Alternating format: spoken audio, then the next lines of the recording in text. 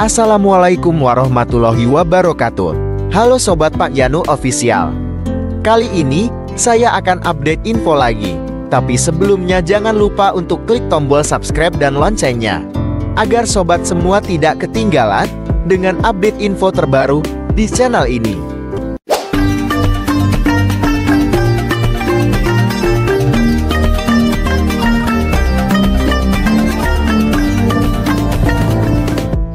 Menanti kehadiran Bandara Kediri, ini yang harus dilakukan menurut pakar.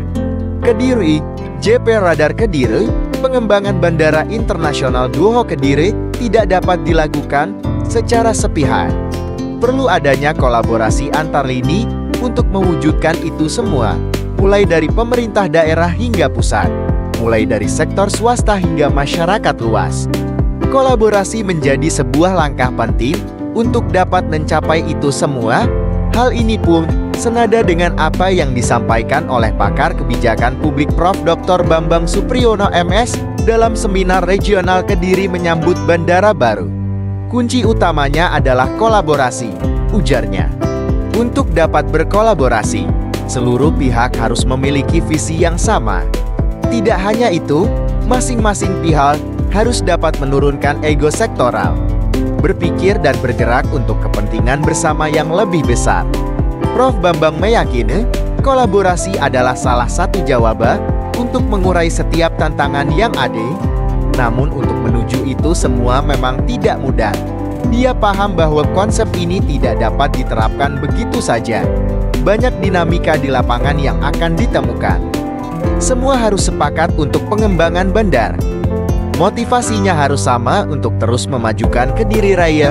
Yang terakhir, harus ada tindakan bersama, terangnya. Setidaknya, 3 hal tersebut yang harus dijadikan fondasi oleh seluruh pihak, sehingga langkah yang diambil dapat berjalan selaras, tanpa ada satu atau 2 pihak tertentu yang merasa bertindak sendirian. Namun begitu, kolaborasi ini tidak dipungkiri menjadi susah untuk diaplikasikan di dunia nyata. Pasalnya, akan banyak kepentingan dari masing-masing pihak.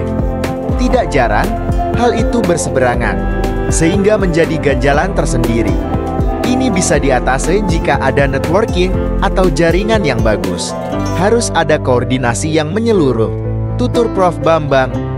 Dengan begitu, potensi pengembangan wilayah juga akan terjadi secara menyeluruh dan simultan.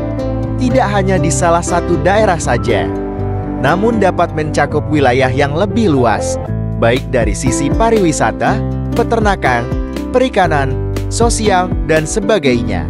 Potensi yang ada harus dapat ditangkap dan dikembangkan, sehingga nantinya bandara ini juga akan dapat hidup selaras dengan tumbuhnya sosial masyarakatnya, tandasnya. Terpisah, Asisten Pemerintahan dan Kesejahteraan Rakyat Kasrapamkab Kediri Sukadi menjelaskan, First Landing akan jadi bagian yang paling penting jelang beroperasinya bandara. Karenanya, kesuksesan agenda itu akan memengaruhi kesiapan beroperasinya bandara. Jika pendaratan perdana pesawat itu sukses, otomatis bandara bisa beroperasi tepat waktu, yaitu pada akhir tahun atau awal tahun depan. Karenanya, diakui Sukadi Pemkab ikut melakukan serangkaian persiapan agar First Landing bisa lancar. Semuanya sedang dipersiapkan, entah dari bangunan fisik atau administrasi. Jelasnya, seperti diberitakan, sebelumnya PT Wika Gedung yang menggarap proyek bandara sudah mempublikasikan realisasi fisik proyek di barat sungai itu. Hingga pekan ke-79, sejumlah sarana prasarana sarpras pendukung mayoritas sudah selesai. Di antaranya, bagian utility building, good delivery dan cargo building, district cooling system, kemudian groundwater tank, main powerhouse, wasti management building, airport ground maintenance, dan navigation shelter. Hanya beberapa unit bangunan saja yang belum selesai, yaitu Pasangger Terminal Building, JSA Service Building, Air Traffic Control Tower, hingga VVEP Terminal. Demikian untuk update info kali ini. Semoga bisa bermanfaat dan terima kasih. Wassalamualaikum warahmatullahi wabarakatuh.